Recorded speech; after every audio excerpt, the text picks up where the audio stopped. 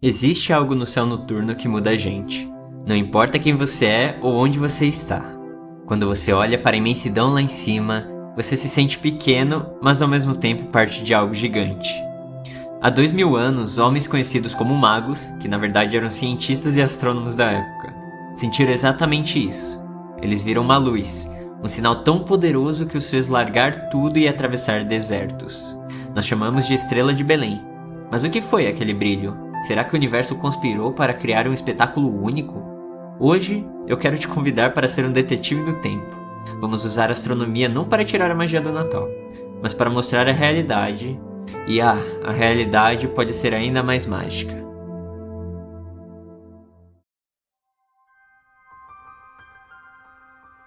Para resolver esse mistério, a primeira coisa que precisamos alinhar não são os planetas, mas os nossos relógios.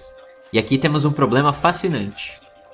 A história nos diz que o rei Herodes morreu em 4 a.C., então Jesus teria que ter nascido antes disso. Isso nos dá uma janela de investigação entre 7 e 4 a.C. Mas existe uma teoria usada defendida por uma minoria de historiadores modernos de que Herodes morreu um pouco depois, o que abriria a porta para eventos incríveis em 3 e 2 a.C. Então, como bons cientistas, vamos olhar para todas as possibilidades, o que o céu gritou nessas duas épocas.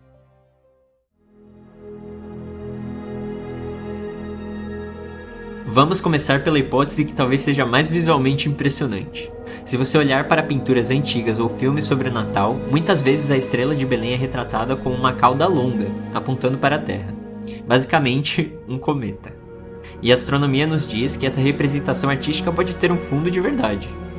Nós temos registros muito precisos de astrônomos chineses e coreanos. Eles anotaram que, no ano 5 a.C., uma estrela valsoura, um cometa muito brilhante, surgiu na constelação de Capricórnio. Esse objeto não foi algo passageiro. Ele ficou visível no céu por mais de 70 dias. Isso seria tempo mais do que o suficiente para os magos notarem o sinal no Oriente, prepararem uma expedição e viajarem guiados por aquela luz persistente no horizonte. Mas essa teoria tem um problema cultural fascinante. No mundo antigo, os cometas quase nunca eram boas notícias.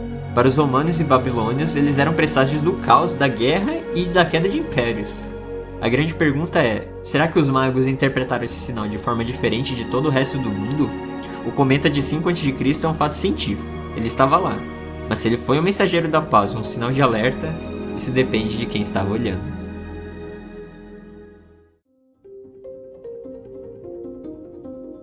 A nossa próxima possibilidade traz um tipo diferente de assombro. E se a Estrela de Belém não fosse um objeto viajando pelo espaço, mas sim uma explosão parada no tempo? Estamos falando de uma supernova, o último suspiro de uma estrela gigante que chegou ao fim da vida e explodiu com uma violência inimaginável. A beleza dessa hipótese é quase filosófica. Uma supernova brilha com a força de bilhões de sóis. Ela pode aparecer de repente, onde antes só havia escuridão, visível até mesmo durante o dia. Para os antigos, que conheciam o mapa do céu com a palma da mão, ver uma estrela nova nascendo do nada seria o sinal supremo de que os céus estavam mudando. E não é só poesia. Novamente, os observadores do Oriente registraram o que chamavam de estrelas convidadas, astros que apareciam para visitar e depois sumiam. Existem registros imprecisos de uma dessas visitas por volta de 4 a.C., na constelação de Áquila ou Capricórnio. O único problema, geralmente supernovas deixam cicatrizes no céu, nuvens de gás coloridas que vemos com telescópios hoje. Nós ainda não encontramos o corpo do delito perfeito para essa data específica. Mas a ideia permanece poderosa. A morte grandiosa de uma estrela antiga servindo de farol para uma nova vida na Terra. O universo trocando uma luz por outra.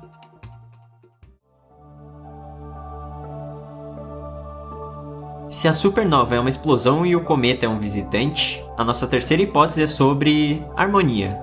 É sobre uma dança que acontece em silêncio absoluto no vácuo do espaço.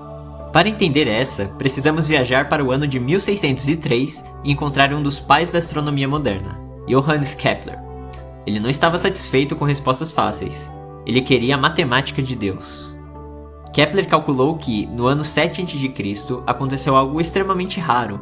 Os 2 maiores planetas do nosso sistema, Júpiter e Saturno, se encontraram no céu. Mas não foi um encontro rápido. Eles realizaram uma conjunção tripla. Devido ao movimento da Terra, parecia que eles se aproximavam e se afastavam e voltavam a se beijar no céu. 3 vezes seguidas ao longo de poucos meses. Tudo isso na constelação de Peixes. Para os magos, isso não era apenas bonito. Era um texto sendo escrito nas estrelas. Na astrologia antiga da Babilônia, Júpiter era o rei, Saturno era o planeta que protegia o povo de Israel, e a constelação de Peixes representava a região da Judéia. Então, o que eles liam no céu não eram planetas, eles liam uma manchete insistente piscando 3 vezes: o rei dos judeus nasceu. Kepler acreditava que a estrela não era um milagre que quebrava as leis da natureza, mas sim um momento onde a precisão matemática do universo se alinhou perfeitamente com a história humana. E tem algo muito bonito nessa ideia de ordem no meio do caos, não acham?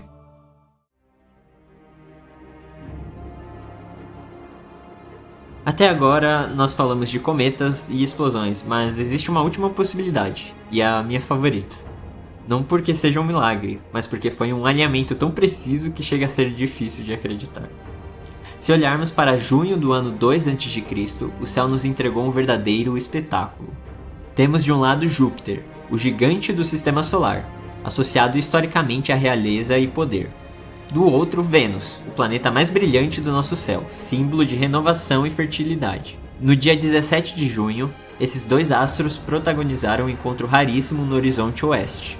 Eles chegaram tão perto um do outro que, para quem estava aqui na Terra, olhando a olho nu, a separação entre eles desapareceu. Eles se fundiram. Por um breve momento, Júpiter e Vênus formaram um único superastro no céu, uma luz intensa, fixa e magnética. Tente imaginar o que é ser um astrônomo na antiguidade vendo isso, sem telescópios, sem poluição luminosa, apenas vendo os 2 objetos mais nobres do céu se tornarem um só, exatamente na constelação de Leão. Mas o brilho é só metade da história. O que realmente convence muitos astrônomos é a navegação. A história diz que os magos vieram do Oriente, provavelmente da Babilônia ou da Pérsia. Para chegar a Belém, eles precisavam viajar para o oeste. E adivinha onde Júpiter e Vênus estavam brilhando intensamente logo após o pôr do sol? Isso, exatamente no horizonte oeste, apontando o caminho. E aqui entra a física pura. Os planetas não ficam parados, eles orbitam o Sol. E às vezes, devido à velocidade da Terra, acontece uma ilusão de ótica que chamamos de movimento retrógrado. Parece complicado, mas é simples. É como quando você ultrapassa um carro na estrada e ele parece andar para trás, mesmo andando para frente. Naquele ano, Júpiter fez exatamente isso. Ele vinha viajando pelo céu e, visualmente, começou a desacelerar até parecer estacionar no céu. Por alguns dias, Júpiter ficou imóvel em relação às estrelas de fundo. E sabe onde ele estacionou? Exatamente sobre a região da Judéia. Então, o que nós temos aqui? Um farol ultra brilhante apontando para o oeste e que, no final da viagem, aciona o freio cósmico sobre o destino.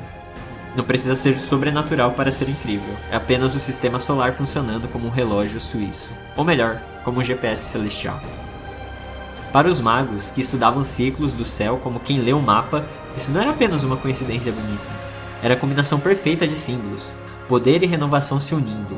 Foi sem dúvida o evento visualmente mais impressionante daquela década, e a melhor parte não precisava ser mágica, era apenas a mecânica celeste funcionando em sua forma mais magnífica.